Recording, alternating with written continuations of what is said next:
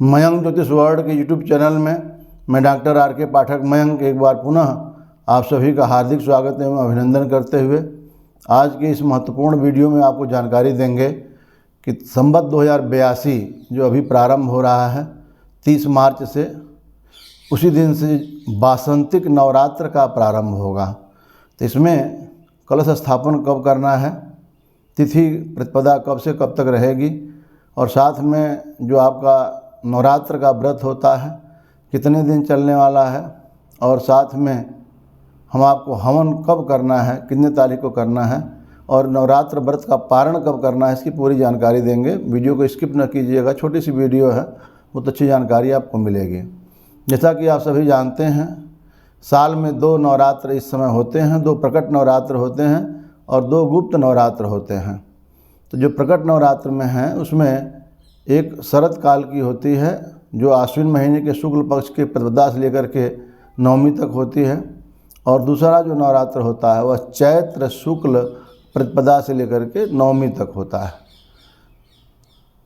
सप्तशती में आया है शरद काले महापूजा क्रियते याच वार्षिकी, इसको वार्षिकी पूजा करते हैं क्योंकि वर्ष के प्रारंभ में ही यह नवरात्र आता है। चैत्र शुक्ल प्रतिपदा के दिन से ही सृष्टि का प्रारंभ हुआ था, इसलिए यह बहुत महत्वपूर्ण है। और वर्ष के प्रारंभ के 9 दिनों में माँ जगत जननी जगदम्बा से हम प्रार्थना करते हैं, पूजा करते हैं कि हमारे आने वाला वर्ष मंगलमय हो, शुभ हो, कल्याणकारी हो और उन्नति कारक हो। इसके लिए हम वर्ष के प्रारंभ में ही 9 दिनों तक माँ का व्रत करते हैं। व्रत करने का एक और महत्वपूर्ण कारण है कि आप सभी जानते हैं जब ऋतुओं का परिवर्तन होता है उसमें बीमारियां ज़्यादा रहती हैं। जैसे इस समय सर्दी जा रही होती है, गर्मी आ रही होती है, तो ये ऋतुओं का संधि होती है। संधि काल में व्रत करने से शरीर में बहुत ज़्यादा इम्यूनिटी पैदा होती है, जिसके कारण आने वाले समय में जो मौसमी बीमारियां होती हैं उनसे आप बच सकते हैं। उसी प्रकार से आश्विन महीना जब देखते हैं उस समय जब जाड़े का प्रारंभ हो रहा होता है, बरसात का गमन हो रहा होता है, उस समय भी इस ऋतुओं की संधि होती है, इसलिए उस समय में भी 9 दिन का व्रत किया जाता है। अब बात करते हैं कि चैत्र शुक्ल प्रतिपदा से कौन सा संवत प्रारंभ होगा और कलश स्थापन कब होगा। देखिए आप सभी जानते हैं सन और संवत दोनों अलग अलग चीज़ें हैं।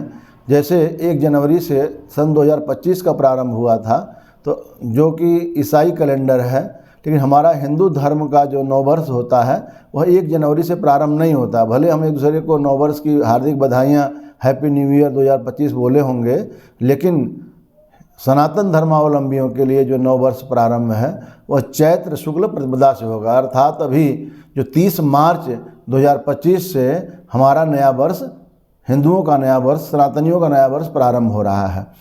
सन में 57 जोड़ने पर, यदि आप सन में 57 जोड़ेंगे तो संवत निकल करके आता है। 2025 में 57 जोड़ेंगे 2082 हो जाएगा। तो अभी 2082 संवत प्रारंभ हो रहा है और 30 मार्च से ही इसका जो पहले आप पिंगल नाम संवत का जो है वह संकल्प कर रहे थे, अभी काल युक्त संवत्सर का संकल्प होगा। मैंने पूरे वर्ष, हालांकि बीच में सिद्धार्थ संवत्सर प्रारंभ हो जाता है, लेकिन ये पूरे वर्ष जो संकल्प होगा वह काल युक्त का ही होगा, क्योंकि प्रतिपदा के दिन जो रहता है उसी का संकल्प पूरे वर्ष भर होता है। तो नवरात्र प्रारंभ कब होगा? देखिए 29 मार्च को जब अमावस्या समाप्त होगी उसके बाद से ही प्रतिपदा लग जाएगी। लेकिन यह नियम है कि कोई भी व्रत जो होता है वह सूर्योदय कालिक तिथि से प्रारंभ होता है। सूर्योदय जब होता प्रारंभ होता है। तो विश्व पंचांग की बात करेंगे तो उसमें 29 मार्च के शाम को 4:27 पर अमावस्या का समापन हो रहा है। अर्थात 29 मार्च के शाम को 4:27 से ही प्रतिपदा लग जाएगी। लेकिन क्योंकि सूर्योदय कालिक तिथि ली जाती है, इसलिए 30 मार्च को सुबह से जो प्रतिपदा रहेगी उसी को नया वर्ष प्रारंभ माना जाएगा। उसी दिन से नवरात्र का प्रारंभ माना जाएगा। और प्रतिपदा कब तक है? 12:49 तक है। महावीर पंचांग की बात करें तो महावीर पंचांग में 29 मार्च को शाम को 4:33 4:33 PM से आपकी प्रतिपदा प्रारंभ हो रही है और यह 30 मार्च को दिन में 2:14 तक रहेगी। विश्व पंचांग में दिन में 12:49 तक रहेगी। महावीर पंचांग जो वाराणसी का पंचांग है उसमें 2:14 तक रहेगी। अलग अलग पंचांगों में तिथि का समापन काल अलग अलग हो सकता है, लेकिन हमें बताना ये है कि अगर आप विश्व पंचांग को लेकर के चलते हैं तो क्या करना होगा, सूर्योदय से लेकर के 12:49 तक आप कभी भी कलश स्थापन करके गणेश आदि का पूजन करके माँ का व्रत प्रारंभ कर सकते हैं। और नवरात्र में अब 9 दिन दुर्गा जी के पाठ करें, या 9 दिन में आप श्री राम जी का नवान्न पारायण करके श्री रामचरितमानस का 9 दिन में पाठ कर सकते हैं, या आप कार्य कर सकते हैं। और महावीर पंचांग के अनुसार बात करेंगे, दिन में 2:14 तक आप स्थापन कर सकते हैं। नियम यही है कि जब तक प्रतिपदा रहती है तभी तक कलश स्थापन करना चाहिए, द्वितीया में नहीं करना चाहिए। बहुत से लोग ये भ्रम में रहते हैं कि प्रतिपदा में तो तिथि प्रारंभ हो गई तो दिन में कभी भी शाम तक जो है स्थापन कर लेंगे, ऐसा नहीं है। प्रतिपदा में ही आपको स्थापन करना है, अर्थात 12:49 तक या महावीर पंचांग के अनुसार 2:14 तक ही स्थापन कर लेना है। सबसे अच्छी लग्न कब कौन सी होगी, तो देखिए एक मीन लग्न जो सूर्योदय कालिक लग्न है वह द्विस्वभाव लग्न है, उसमें कलश स्थापन का बड़ा महत्व है। तो आप सूर्योदय से लेकर के अब अपने अपने डिस्ट्रिक्ट का अलग अलग आपको देखना पड़ेगा कि आपके डिस्ट्रिक्ट में मीन लग्न कितने बजे तक है। सूर्योदय के समय सूर्य जिस राशि पर होते हैं वही लग्न जो होती है वह सूर्योदय कालिक लग्न होती है। सूर्य चूँकि मीन राशि पर चल रहे हैं, खरमास चल रहा है, इसलिए सूर्योदय के समय पर मीन लग्न है। तो क्या कर सकते हैं, वैसे तो मैं आपको आगे एक रेडी रेकनर दे दूंगा कि उसमें लिखा रहेगा विभिन्न मुख्य शहरों के पंचांगों के आधार पर, वहाँ के अक्षांश देशांतर के आधार पर आपको मिल जाएगा कि दिल्ली में कितने बजे से लेकर कितने बजे तक आपको द्विस्वभाव लग्न मीन लग्न होगी।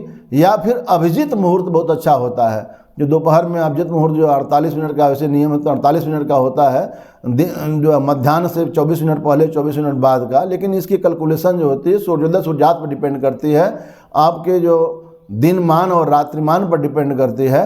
तो इसके लिए आसान सा एक तरीका है, आप हिंदू कैलेंडर ऐप आता है, गूगल प्ले स्टोर पर जाएंगे, हिंदू कैलेंडर ऐप वहाँ डाउनलोड करिए।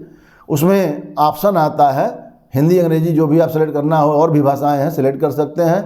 वहाँ पर स्थान परिवर्तन का एक ऑप्शन आता है, तो वहाँ पर क्या करें, अपने डिस्ट्रिक्ट का जो है आप वहाँ पर सिलेक्शन कर सकते हैं। उसके बाद क्या होगा, डिस्ट्रिक्ट सिलेक्शन होने के बाद वहाँ पर आपको मिल जाएगा कि मीन लग्न जो है उसमें मुहूर्त हो रहा, जो चीज़ें आती हैं उसमें आप जब जाएंगे तो वहाँ पर मीन लग्न कितने बजे से कितने बजे तक वहाँ पर आपको मिल जाए, उस हिसाब से भी देख सकते हैं। नहीं तो मैं महत्वपूर्ण शहरों का एक रेडी रेकनर, एक आपको टेबल जो है वो अटैच करूँगा, लास्ट में आप देखेंगे। उसमें आप कि मान लीजिए आपका शहर उसमें नहीं आ रहा, मान लीजिए आप गुड़गांव में रहते हैं और दिल्ली का दिया तो दिल्ली वाला आप लेकर के काम कर सकते हैं। इस प्रकार से प्रमुख शहरों का उसमें ईस्ट वेस्ट नॉर्थ साउथ सबका दिया होगा, आप वहाँ से देकर के काम कर सकते हैं। और दूसरा जो अभिजीत मुहूर्त होता है, अभिजीत मुहूर्त भी उसमें हिंदू कैलेंडर में आपको मिल जाएगा कि आपके शहर का कितने बजे से कितने बजे तक जो है वह अभिजीत मुहूर्त है, जिसमें स्थापना अभिजीत विजय मुहूर्त होता है। तो आपको स्थापना करनी है 30 मार्च को सुबह सूर्योदय से 12:49 तक कभी भी कर सकते हैं। सबसे अच्छा मुहूर्त है सूर्योदय कालिक मीन लग्न, जब तक हो तब तक कर लीजिए। कहीं पर जो है वह आपको 7:20 तक, कहीं 7:50 तक, कहीं 7:20 पहले ही खत्म हो रही है, वो आप देख लीजिए अपने स्थान के अनुसार, वो कर सकते हैं। उसके बाद फिर दोपहर में जो 12 बजे से 24 मिनट पहले 24 मिनट बाद कैसे मुहूर्त होता है अभिजीत मुहूर्त, लेकिन आपके कैलकुलेशन पर डिपेंड करेगा स्थानीय, उसको आप देख करके कर सकते हैं। तो ये रहा स्थापना की बात। उसके बाद स्थापना में गणेश गौरी कलश नवग्रह की पूजा, माँ की आराधना, स्थापना पूजा आप करते हैं, जो है 9 दिन तक चलने वाले, आप अखंड ज्योत को जलाते हैं, बहुत सारी चीज़ें करते हैं। स्थापना कैसे करनी है, किसी पंडित जी को बुला करके स्थापना करनी चाहिए, गणसादि आवाहन करना चाहिए। यदि आप पंडित जी बुलाने में सक्षम नहीं है या पंडित जी नहीं मिल रहे हैं तो हमारे मयंक ज्योतिष वर्ल्ड पर ही आप जाएंगे तो सभी देवी देवताओं के पूजन की संक्षिप्त विधि, सभी देवी देवताओं के पूजन की संक्षिप्त विधि मयंक ज्योतिष वर्ल्ड करके आप सर्च करेंगे तो आपको वीडियो मिल जाएगी, आधे घंटे की वीडियो है। वहाँ पर पूरा कैसे जो है संकल्प लेना है, कैसे सब कुछ मिल जाएगा वहाँ पर। और इस वीडियो में हम उसकी लिंक भी आपको डाल देंगे, वहाँ से भी आप क्लिक करके तुरंत देख सकते हैं, स्थापन कर सकते हैं। बात आती है हवन की। देखिए हवन कब होता है, नवमी में होता है। ये कहा गया जावद नवमी होमादिकम च, जब तक नवमी तब तक होम आदि कार्य किया जाता है। जो 9 दिन का जो आप पाठ, इस बार तो 9 दिन नहीं है, इस बार तो 8 दिन ही है। किसी पंचांग में तृतीया की, किसी पंचांग चतुर्थी तिथि का क्षय हो रहा है। इसके कारण इस बार जो है 9 दिन का न होकर के 8 दिन का ही है।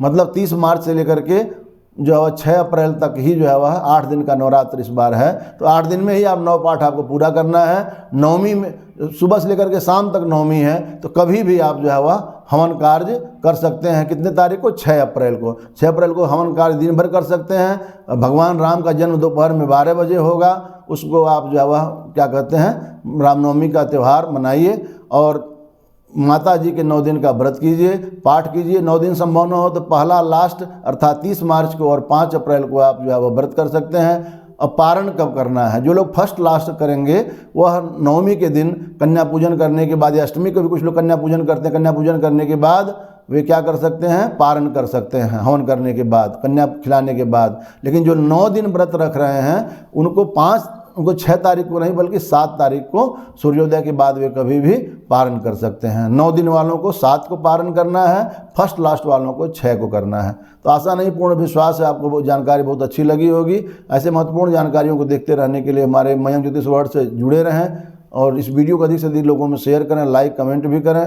और अभी तक यदि आपने हमारे चैनल को सब्सक्राइब करके बेल आइकन भी प्रेस कर लीजिए। और हम जल्दी ही आपको नवरात्र में दुर्गा जी का पाठ कैसे करें, सप्तशती का पाठ का फल क्यों नहीं मिलता है, पाठ कैसे करें, इसकी हम संपूर्ण जानकारी देने जा रहे हैं। और हवन कैसे करना चाहिए, क्या क्या मंत्रों का उच्चारण नहीं करना चाहिए, उनकी जानकारी भी अलग से वीडियो में मिलेगी। बहुत बहुत धन्यवाद।